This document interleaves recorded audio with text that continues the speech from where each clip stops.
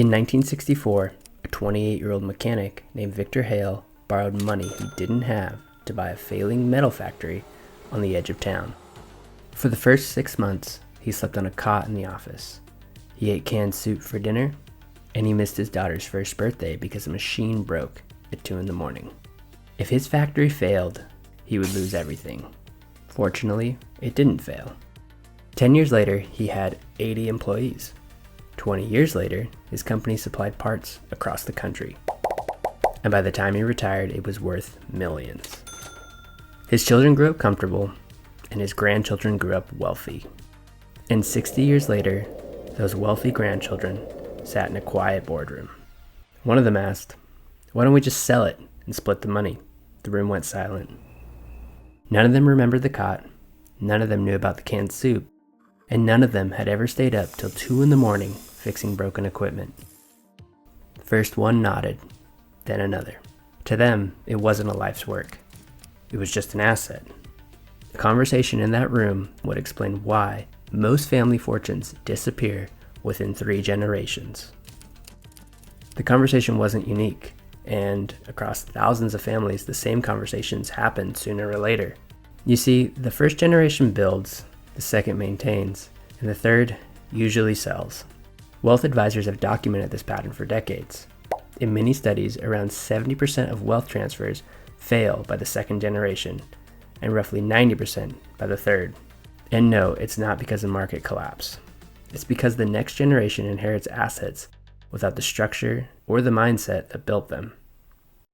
By the time Victor's grandchildren took over, the company had never once been in danger. They never saw a bank threaten foreclosure, never watched payroll come due with an empty account, and never wondered if the lights would stay on. To Victor, the factory was survival. To his son, it was stability. And to the grandchildren, it was just a large, valuable object on a balance sheet. And in that boardroom, the argument started. One wanted the cash. He had real estate deals lined up. Another wanted to borrow against the company. He said the returns would be higher elsewhere. A third just didn't want the responsibility. To them, selling felt rational, even smart. But what they were about to sell wasn't just the company. It was the structure that kept the family wealthy. And Victor had left behind one rule that would decide the vote. Most families never build a structure. When the founder dies, the assets pass directly to the heirs. Each person owns their own piece. And when the disagreements begin, there are no rules to settle them. So the loudest voice wins, or the most impatient one, or the one who needs the cash. Eventually, these assets begin to dwindle due to seemingly reasonable decisions. Victor chose a different path. Years earlier, he created a family constitution, a written set of rules that defined how assets could be sold, who could make major decisions, what conditions had to be met first. He also created a family board.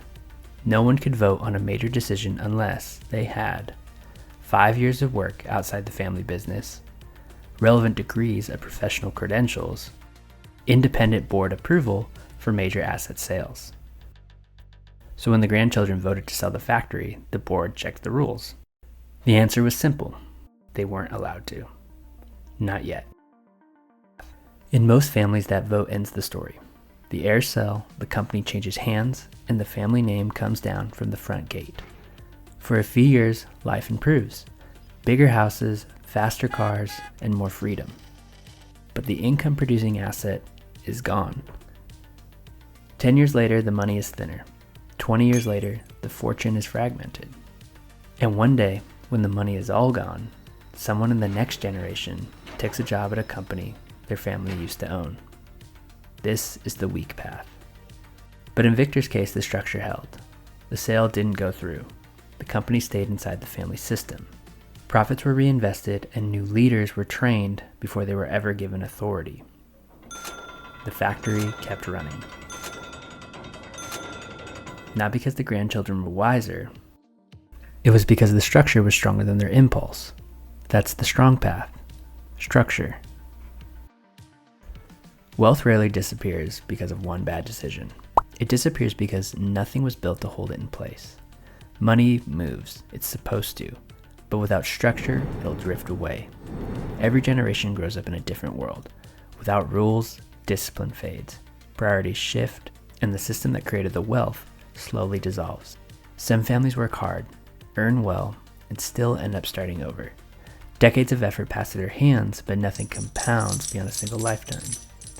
Some families avoid the outcome by setting rules and building structures that outlive a single person. Years after Victor was gone, the factory was still running. The machine still turned on every morning.